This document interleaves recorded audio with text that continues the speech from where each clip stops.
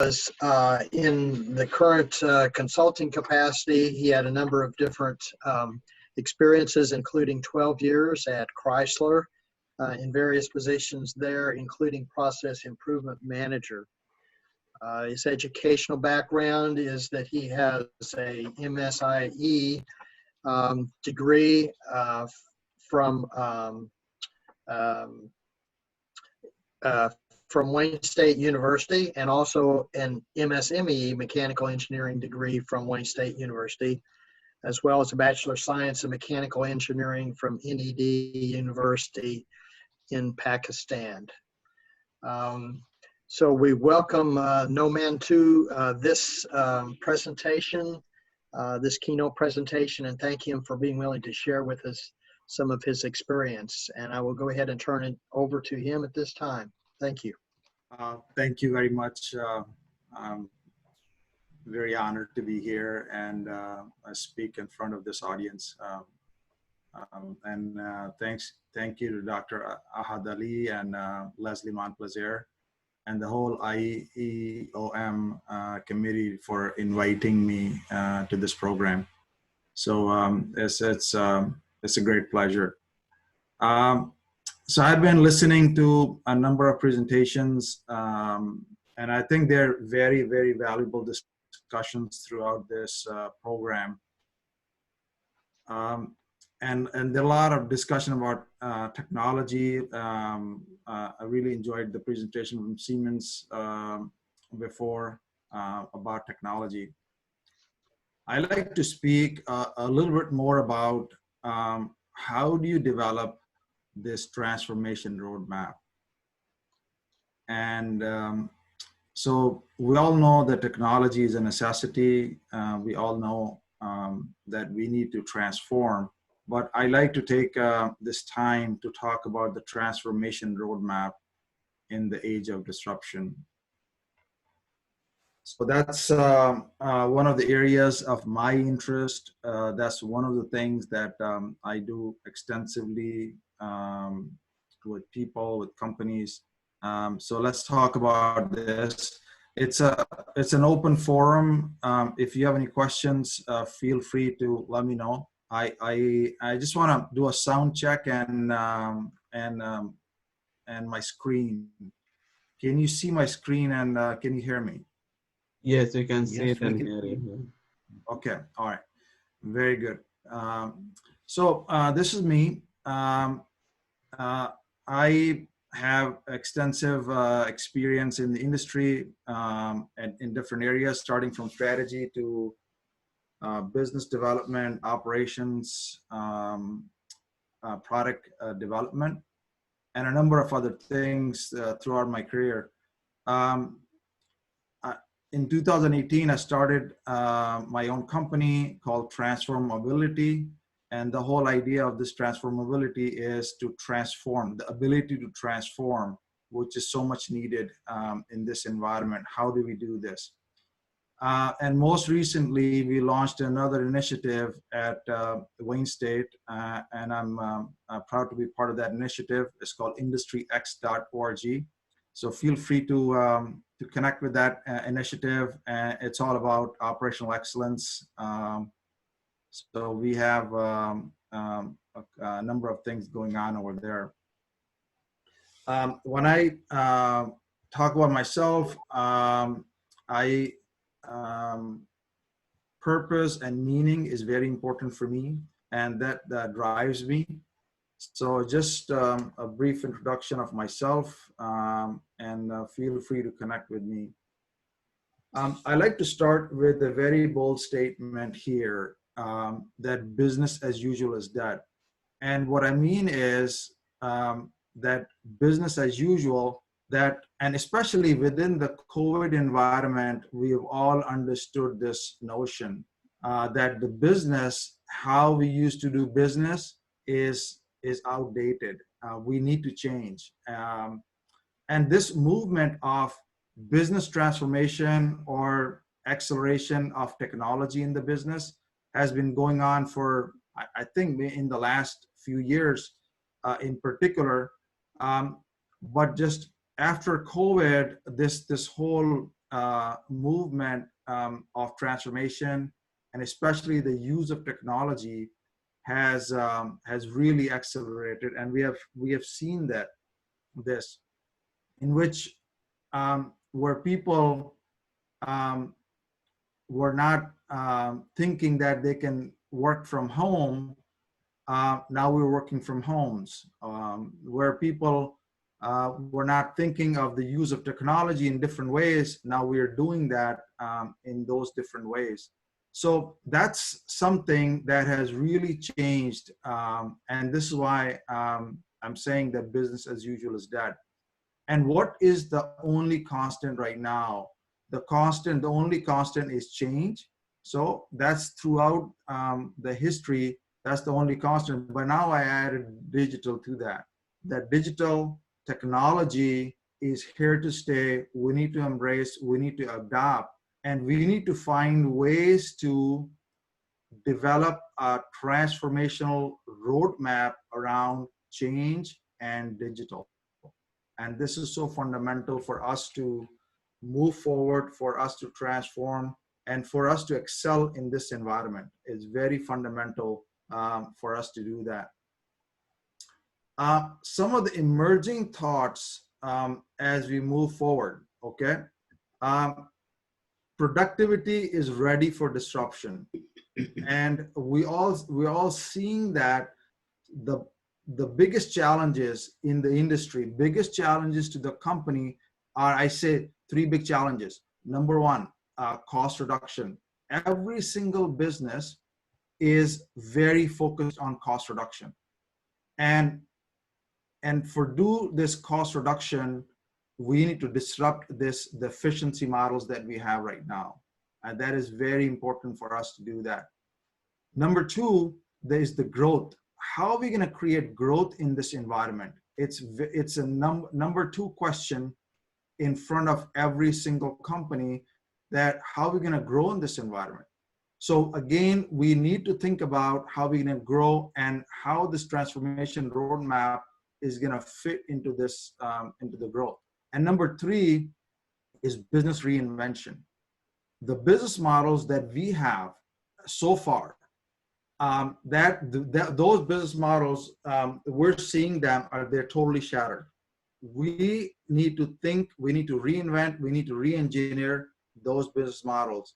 So with this, some of the thought that are coming to my mind is productivity is ready for disruption, okay? How can we grow amid this VUCA, volatility, uncertainty, complexity, ambiguity? How do we grow in this environment? Number three is, how can our businesses change? The business models are totally disrupted. So you're seeing that some of the business, like restaurant businesses, people are not going to restaurants. People are not going to schools. All these things that are happening, that requires a different mindset, that requires a reinvention of those businesses. There is a renewed focus on value. People are very value focused in this environment.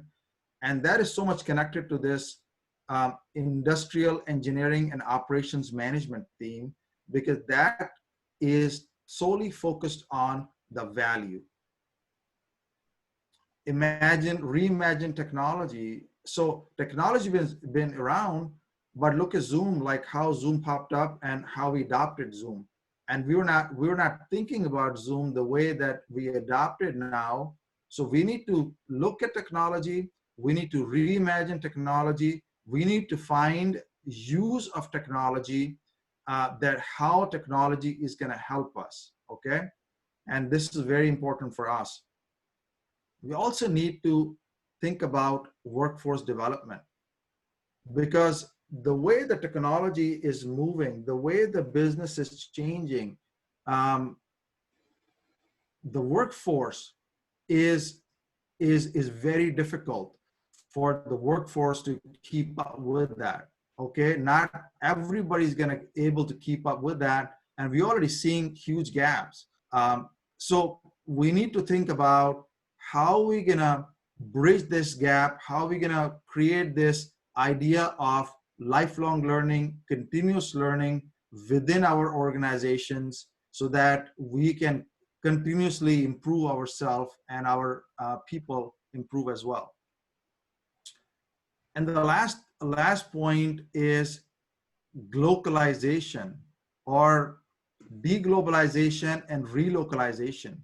And this is a phenomenon that is not only happening in the US, but that is happening globally, that we are ungluing this globalization effort. Like, we have put a lot of effort in globalization, and that has helped a lot.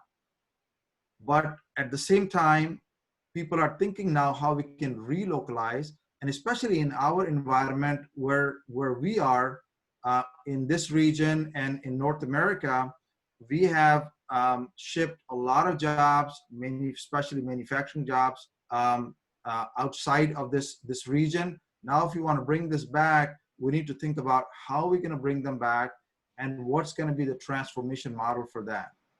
So these are some of the thoughts that are ongoing in the business right now. And obviously there are more, and this whole conference is all about these different trends and topics. So feel free to add those, your thoughts to this. So let's move forward. For me, I like to focus on 3 key priorities, areas of priorities in this environment as we move forward. Number 1, elevate human experience. Human experience is fundamental. We've all have been listening and talking about customer experience. Okay, how the customer experience is so important, but I want to bring it back to all human experience, employee experience, our stakeholder experience, supplier experience, the whole experience, the human experience. We need to elevate this human experience.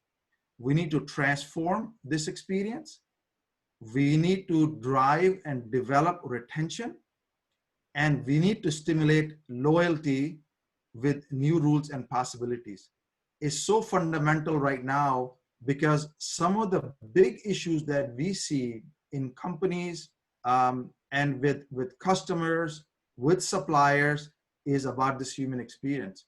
People, we see a huge movement of people within the organizations. People are not staying with the companies. People are constantly moving. How can we improve the human experience so that people are able to stick around for long? Okay, and there are things that we need to do. We need to understand. We need to map this human journey, like this human experience journey, outside in. We need to understand. We need to use analytics, data, to understand what people are saying, what people are thinking, and based upon that, we need to define some actions. Number 2, which is for me is very important, is we need to re-engineer operations. So our operations is like spaghetti, and they're tangled. There are a lot of things are going on. We need to make them simple. We need to make them easy. And that is very important for us as we move forward. And this is because operations is the competitive advantage of the company. So we need to enhance, we need to leverage, we need to harness this competitive advantage through superior productivity, efficiency, and agility. And that's what we need to do. And that's where the huge focus, because this is where we're going to bring the huge cost reduction, or the cost reduction that we're looking for, the efficiency that we're looking for, when we're going to focus on operations. And this is so important for us to move forward. And number 3 is think about business models. We need to rethink business models. And there are 2 thoughts that are coming to my mind is we need to understand value proposition as a company and as an individual. So as myself, we need to understand what is my value proposition? How do I define myself? What is my brand? And the company also, they need to think about what is the value proposition. Is Apple an iPhone company or a technology solution company? Okay, what is the value proposition? Okay, so every single company, every individual, we need to think about this value proposition. We need to redefine, we need to reinvest in this question, that what is the value proposition? And then we need to think about this value delivery, how we are going to deliver value. So once we understand the value, then there's a delivery. And we need to find new ways of delivering this value, in which we know that people are not going to the offices now, but still they're delivering value through technology. Same thing, we need to think about, we need to understand that what is the value delivery for the business, for individual. So 3 key points. Now, digital or technology sits in the middle of this. We cannot do any one of these things without digital. So this is where, to me, is some of the key priorities as we move forward. Now, because of the time, I'm going to pick one of the area, and I'm going to talk about the transformation model, like how can you develop a transformation roadmap. And I'm going to only focus on operations area, because that's what a lot of the people are focused in this conference. So what is this re-engineering of operations? So we need to harness the power of core. So because operations is the core. Operations is, I'm not talking about operations being manufacturing. I'm talking about operations within the company, how we run finance, how we run marketing, how we do operations. So manufacturing, how we do all different aspects of the business, and how these aspects come together. So that's where we need to harness this power of the core. And number one, what we need to do is we need to leverage data science and analytics. This is a fundamental idea that we need to start with. Now, we have been all hearing about data science, data analytics, but now it's time to embrace data science and analytics in our operations. And we can just start simple by like one of the customer or we're working with, we just adopted simple Microsoft Forms, some basic Power BI, and we start the foundation of data collection, data analysis, prioritization, visualization, and decision making based upon the data. And so this is the foundation of re-engineering operations. We cannot win in this market if we're not investing ourselves in this area. This is so fundamental. This is so big in this environment. I go to the companies, a big factory, okay? More than $1 billion budget, these type of factories. And I walked into the factory and I asked, what is your bottleneck machine? And people are not able to tell me what is the bottleneck machine, which machine is creating the most downtime in the factory, okay? And unless we invest in this area, so we understand that what are our big issues, what is the priority, we bring those issues in front of people, and so people can make decisions, we're not going to be able to win. So this is fundamental. Step number one, we need to do. Step number two, is we need to cultivate problem solving capability in our organizations. We need people who can solve problems. We need people who can step up. So once we understand the data, we need people to solve those problems. And this is where we need to have robust programs, robust structured programs. And these programs can be like lean, can be Six Sigma, or any other process improvement program. But we need to keep it simple, and we need to keep it accessible to everyone. Because sometimes we start maybe a huge Six Sigma effort in a company, and we start to teach people these very complex tools. But some of the problems can be solved with very simple Kaizen, PDCA. And we put a huge focus on those advanced tools. So advanced tools are important also, but we need to have this basic problem solving capability that if I give you the data, if I tell you this is the problem and this is what we're seeing, now you go and solve that problem with some basic tools. PDCA is a very simple tool, and I love PDCA. Is a very simple methodology: plan, do, check, act. Okay? Do a simple cycle, teach your people how to do PDCA, and start a Kaizen program in the company, and that will get you going. We don't need a huge Six Sigma effort or lean effort for us to solve complex problems. Number 3, take full advantage of technology.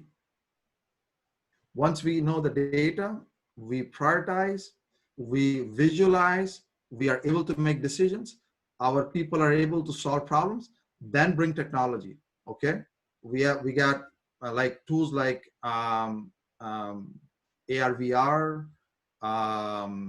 IIoT. There are many different tools that we are talking about, we're thinking about.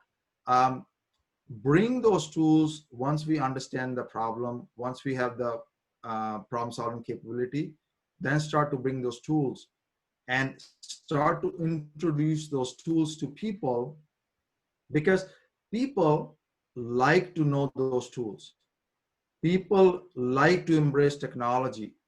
Technology can create this energy in the company where people can solve those problems, because people are curious about these tools. People are thinking, I keep hearing about AR/VR. Oh, what is AR/VR? Okay, so this curiosity about AR/VR, our problem solving mindset capability, harness this power of technology with that.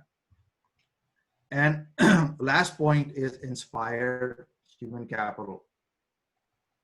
We need to create inspiration among the people, and we need to stay away from instruction.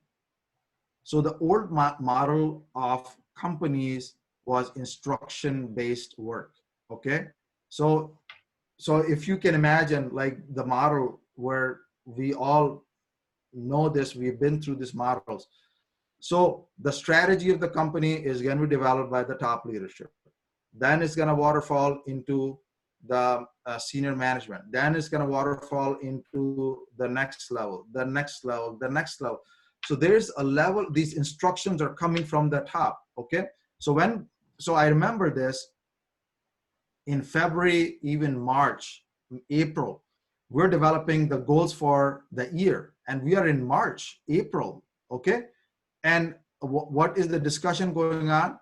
That, hey, we don't know the company strategy or the goals for my manager, so I'm waiting for that. I'm gonna develop my goals based upon that. Half of the year is gone, and this is just an example. We need to inspire people. People need to take decisions in this environment. We cannot wait for people to we cannot wait for people. We cannot wait for people um, to take instructions and then make decisions based on those instructions. We need to inspire people. People, if we provide these three things, number 1, 2, 3, people are inspired. Give them the data, show them the data, make them able to solve problems, cultivate this problem-solving capability, give them technology. If you do those three things, you inspire human capital. You have a path. You started a transformation roadmap in the company. You started an innovation program in the company. You just give those three things to people. And this is how you re-engineer operations. 4 basic things, not more, not difficult, keep things simple. And this is the main idea, keep things simple. So this transformation journey starts with a single step. It's about understanding the current state, vision for excellence, and the determination to get there. And this is what this whole idea is. Okay. So I'm just looking at some chat and some questions coming up. I appreciate some of those comments. So we'll take some questions. We'll get deeper into that. I've got a couple of more things I want to talk about before we get deeper into some question and discussion. So the whole idea of this transformation journey is very simple. Understand where you are, develop a bold aspiration, vision for excellence, and determination to get there. Very simple, not difficult, okay? And we, many times we make it too complex, okay? We need to keep it very, very simple. Okay, so from the landscape of business, if we are trying to understand where do I stand, I got these 4 different scenarios, okay? If you think about this budget, in the middle, there's a box called budget. This is where normally the companies they normally set a budget. Every year, every company set a budget. Or long-term, they set a budget, they set an expectation, what I call budget, okay? And companies can be anywhere from to the right to the left of this budget, okay? If you're to the left, you're losing money, okay? You're not even able to meet that budget. So the gap between the actual and the budget is called efficiency gap. We need to understand efficiency gap, and we need to put a program to fix to bring the actual to the budget. Now to the right, we're going to see some companies who are the industry best, okay? If you compare maybe within the automotive companies, some of the automotive companies, you put them in on this, we were seeing Toyota has been as an industry best for many, many years. And a lot of the other automakers always aspire to be on the other side. So we do what we do, competitive analysis, okay? So there is a competitiveness gap between the budget and the industry best. So once you achieve your budget, now you need to look at industry best and understand the competitiveness gap, and then you need to develop a program for that. And then to the far right is the innovation potential. And this is where the magic is. This is where the companies who are making $1 trillion market cap companies, this is where they are, because they embraced innovation, okay? And this is where they so they embraced innovation, and so there's an innovation gap. Amazon, okay, Facebook, Google, Alibaba, all these, Tencent, all these companies, heavy innovation. And how did they get there? we need to understand that gap, the potential, okay? So how do we get there? How do we start? What do we do?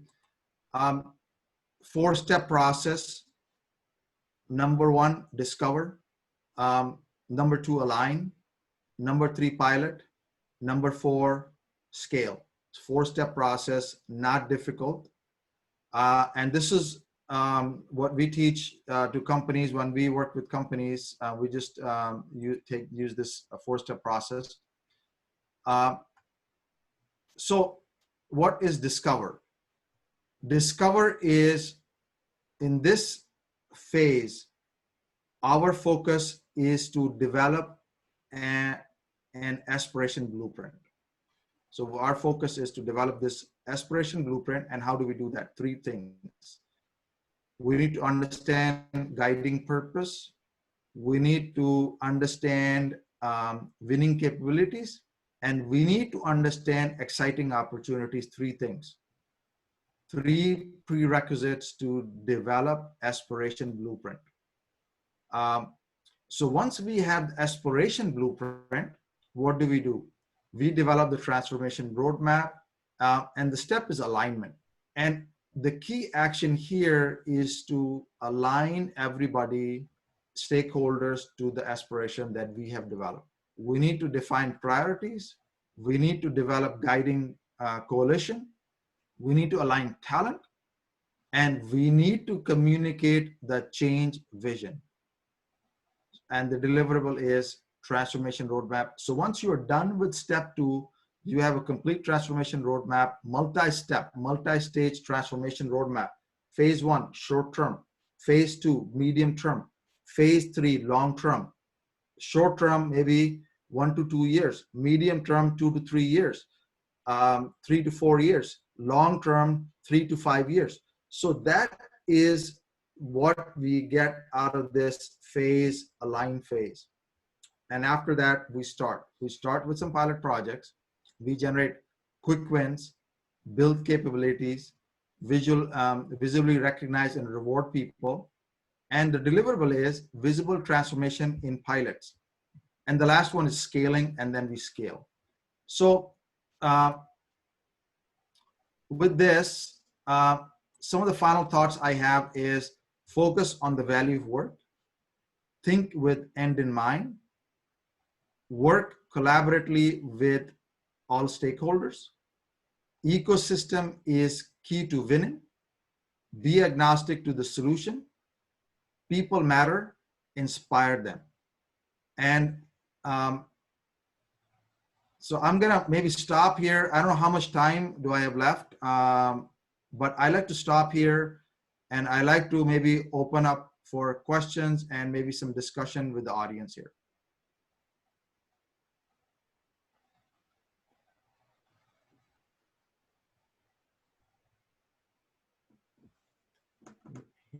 Steve, are you there? Steve?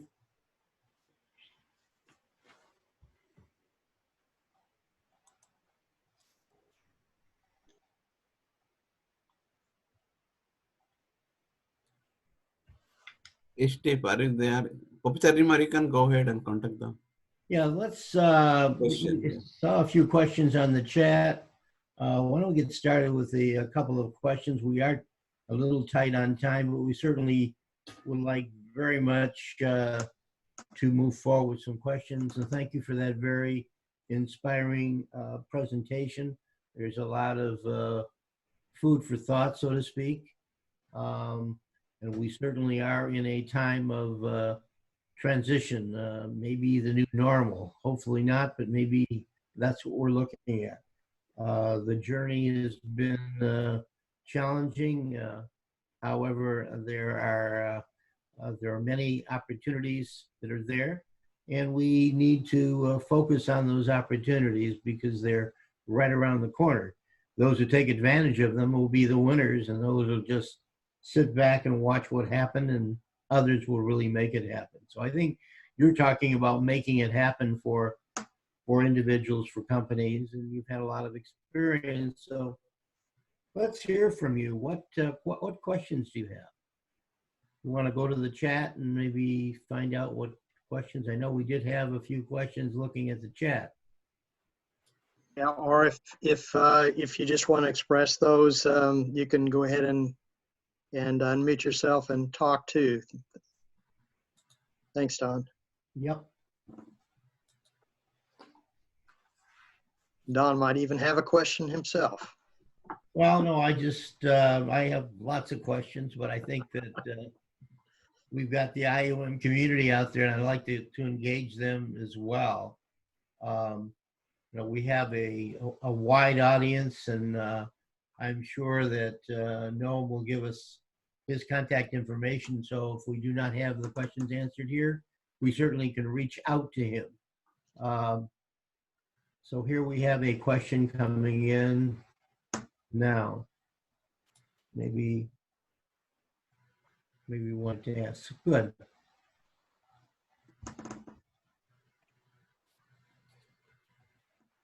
Okay. I'm not seeing it. Yeah. Okay. We have Noam's email address on the screen there, so you can. Don, you can start with some questions. Starting. Okay. Yeah. Yeah. I guess the question is, in your experience in the companies you've worked with, what do you think the greatest challenge has been in terms of implementing the process that you described for us? I have an idea, but I'd like to hear it from you. What's been the greatest challenge? People, Don. Yeah. It's people.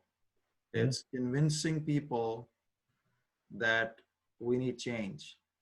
It's not technology. It's not process. It is people. Mhm.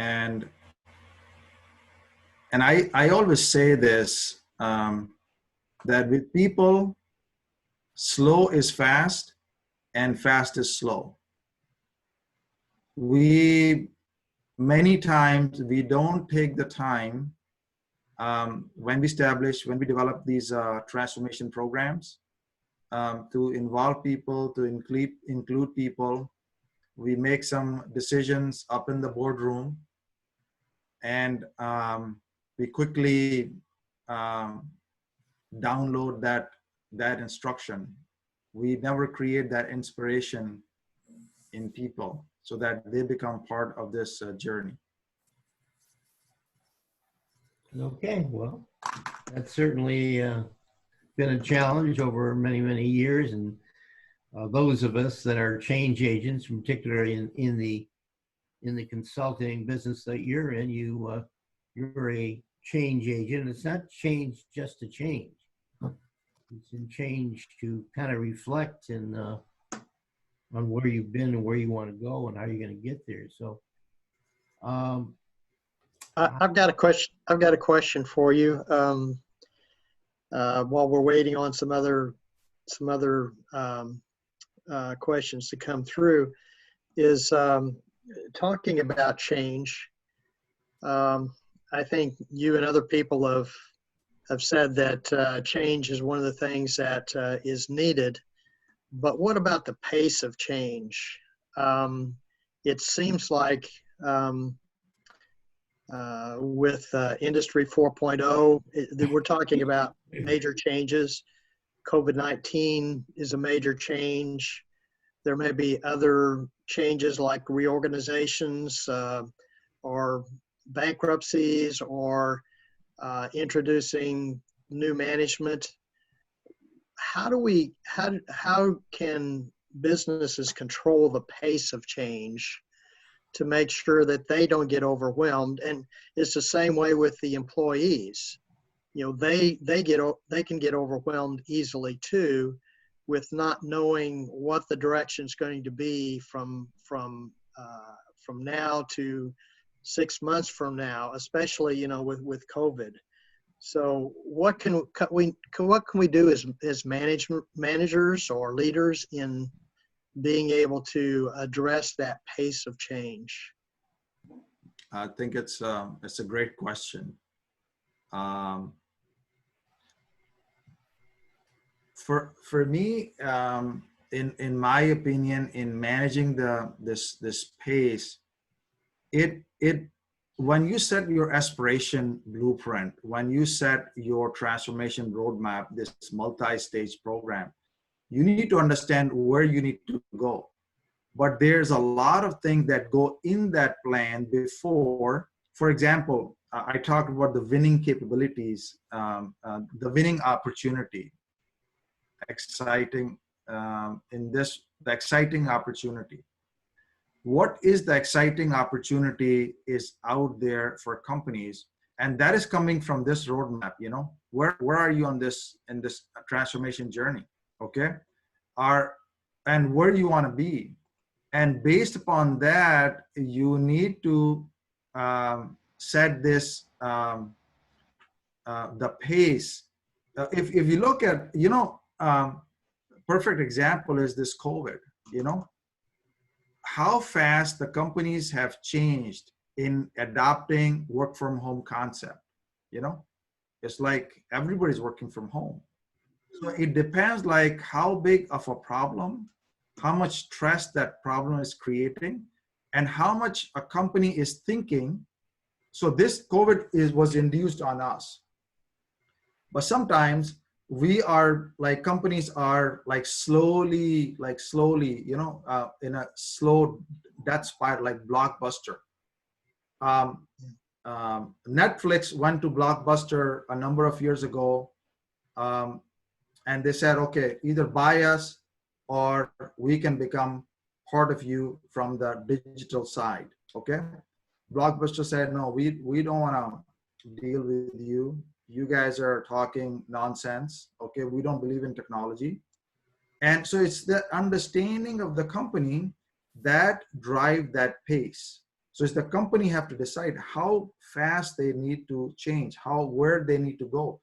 And then based upon that thinking, that the thought process, they develop this aspiration blueprint and the transformation roadmap, and they multi-year roadmap, and this is how you do it. Okay. All right. Yeah. Thank you. I think we got a question from Dua. Oh, we have a question from Mohammed, Professor Mohammed. So go ahead. Hi, how are you? Yeah, we're fine. Well, it's doing good. Yeah. Dua, can you unmute and ask your question, or do you want me to ask it for you?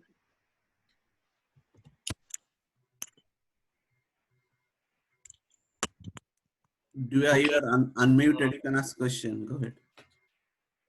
Okay, I'd like to ask something.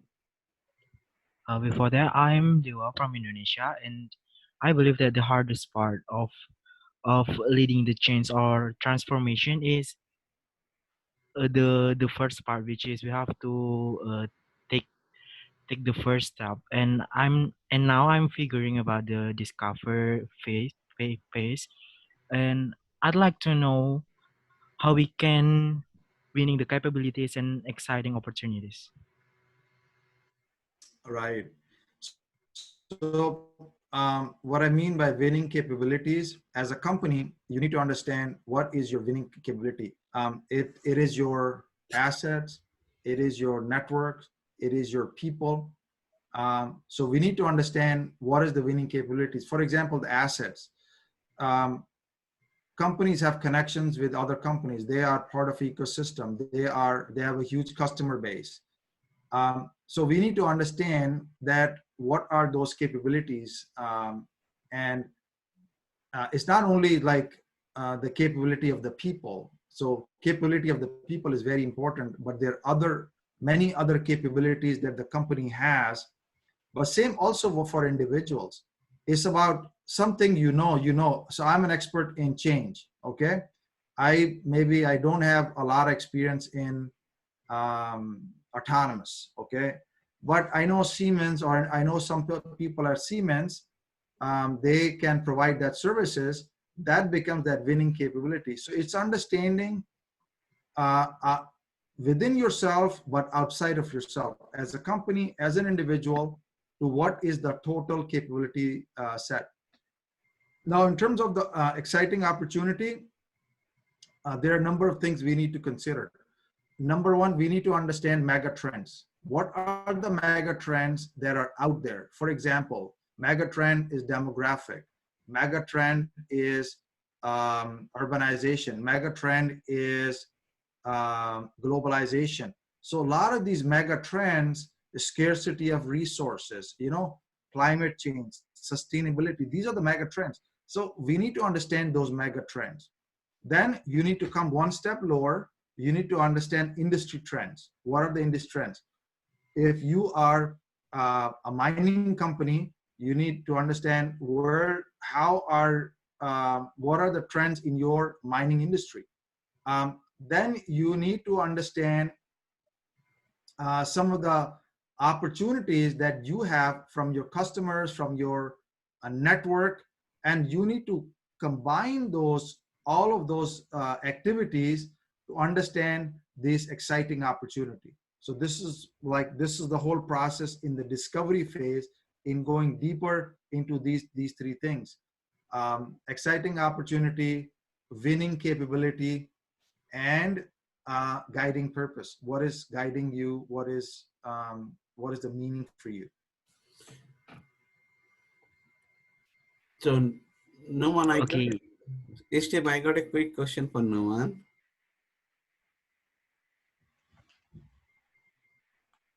Steve, Yes. I got a quick question for Numan. So, for Go ahead. transformability in USA and Europe, kind of similar, but if we do in Africa, in South America, Middle East, in Asia, it's quite different. How do you, because we have participants from many countries, so how do you manage this transformation in various parts of the world? And now we are talking about go localization, so that would also impact. So what's your thought? No, I think it's a good question. The fundamental principles are the same. It's the principle are not changing. But again, I said transformation starts with people. It's about understanding people. It's about working with those cultures. When I work in China, when I'm in China, I need to understand that how Chinese people work. What is their way of working? Okay. And it's so fundamental. When I worked with people in Germany, when I stayed in Europe for a few years, or when I work in the US, first thing is we need to understand people. We need to understand what they're thinking, and we need to bring them on board. This is fundamental. And for this reason, this first phase can be slow. And I keep saying this: slow is fast and fast is slow. We cannot just go and say, okay, we're just going to start this transformation program, and we're going to start with these 3 different projects. The whole program will fail if we take that type of approach. And normally, many times I've seen that we have taken this approach in which the CEO of the company or the executive leadership come up with the program, and they just download that program, which is the mindset I talked about, the instructional mindset, where I instruct you, you will do this, okay? Versus going the other way, which is the inspirational mindset. And for the inspirational mindset, we need to be effective first, and then efficient. And this is the difference between the effectiveness. Effectiveness is the principle of leadership, is the principle of direction. Efficiency is the principle of management, is the principle of speed. Speed after, direction first. If you try to speed before direction, we just kind of hit a wall, you know? And this is where, if you have a Bugatti and you have a bicycle, okay? And you give this car, this Bugatti, to a driver, say, okay, go to New York. And you give this bike to another person and you said, go to Chicago. But internally, we know that we need to go to Chicago, okay? So the guy who's gonna reach Chicago is gonna guy on this bike, not the guy with Bugatti. So this is so fundamental, that direction, effectiveness is so important. And we all know this, that the example of this goose and the eggs. So the goose give one egg a day. We cannot just kill the goose to get all the eggs. We need to be patient. We need to be slow. And once everybody is on board, people feel comfortable, then we will see the real exponential growth in this transformation. Okay, thank you so much. Yeah, good question. Good question. Anything else from our audience? I think we're almost out of time, but we have maybe time for one more question. Yeah, hello. I'm Pranav from India. Norman, I think I agree with you. I'm based in India, part of a Finnish multinational in mining sector, because we also follow the same approach. We have same global vision and values, but we are spread in 50 different countries, and we try to make use of the people, the employees, and the customers to cascade the message. It's a kind of a strong interface with the local team and the global connects. Those kind of interfaces make it easy. Otherwise, very difficult. Because man sitting in Finland, man sitting in Sweden, man sitting in US and India. So this kind of a concept we are trying for the last number of years. It is quite effective. So I agree with you. Like basically, the fundamental values are same, but the approach could be different depending on the culture of the people and the preferences. Thank you. Right. Now, one thing I want to add to this, in my working with global, like multinational teams, there is a lot of, many times, maybe a stress between these teams, because there's an India team, there's a Europe team, there's a US teams, and every team is thinking that the other team is not understanding, or they're not on the same page. So we need to pay attention to these relationships. And at the end, the relationships matter. So the more time we take in cultivating the relationships within countries, but across countries globally, the better that we work in this global environment. Because, at the very basic level, all humans are the same. They have the same needs. And we need to bring those people at the same level, create these relationships. Once we have the relationships, then you're going to see this engine humming. Okay, very good. Anything else from the audience? So I think still we have another session coming, so we can close and Let's go ahead and wrap it up then, I guess. And you can close it. Yes. okay, all right, good. We want to thank our speaker, Noman Hussain, for this valuable information on transformation of our enterprises. And we appreciate his willingness to share that with us. And thank you to all the participants who were able to attend and ask questions. He shared his information with you if you need to contact him for follow-up in the future. But this has been a very good presentation, and we thank you again, Noman, for putting this together and spending the time, sharing this with us. It is my pleasure, Steve. And Ahad, thank you very much. Leslie, appreciate that. Thanks for inviting, and it's a pleasure being part of this program. Thank you. So I'll throw it back to Dr. Lee and Dr. Reamer to go from here. Okay, Steve, thank you. And Norman, Chris, and John, everybody, thank you so much. So we have our technical session right now. So here will be room number 1. So if you are planning to attend, or if you have a presentation, so let us start our technical presentation 1 here. And if you have presentation in room 2 and 3, you can leave these meeting rooms and join meeting room 2 or 3. And I think that way we can start. Let's see how many presenters are here, and then I can give it to our session chair. Is Dr. Ahad, this is Rayad. We have 6 presentations going on. Yeah, okay. So go ahead, you can take lead and run the session, okay? And if any problem, I'll help you out from the Zoom side, okay? No problem, my friend. Thank you. Thank you. Our first presentation is ID 088, the impact of